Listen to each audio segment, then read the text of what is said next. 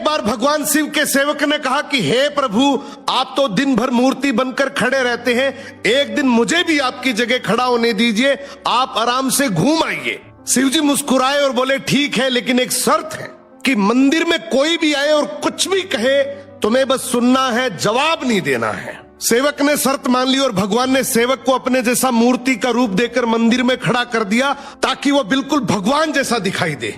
सुबह सबसे पहले एक व्यापारी आया और उसने भगवान के सामने माथा टेका और जैसे ही बाहर निकला उसका बटुआ गिर गया।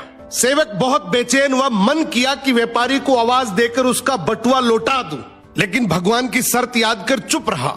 कुछ देर बाद एक गरीब आदमी आया और उसने कहा, हे प्रभु, मेरे बच्चे पिछले 3 दिन से भूखे हैं, कुछ मदद कर दो। तभी उसकी नजर बटुए पर पड़ी, उसने भगवान को धन्यवाद दिया और बटुआ उठाकर चला गया। फिर एक नाविक आया और बोला, हे भगवान, मैं 15 दिन के समुद्री सफर पर जा रहा हूं, मेरी रक्षा करना। जैसे ही बाहर निकला पुलिस आई और उसे बटुआ चोरी करने के इल्जाम में पकड़ लिया। ये देखकर सेवक खुद को रोक नहीं पाया और चिल्ला पड़ा, ये गलत है, बटुआ तो उस गरीब ने उठाया था, इसे छोड़ो और उस गरीब को पकड़ो। अब रात को भगवान लौटे तो सेवक ने गर्व से पूरा किस्सा सुनाया, लेकिन भगवान गंभीर हो गए, गुस्से से बोले, तुमने मेरी योजना में दखल दिया।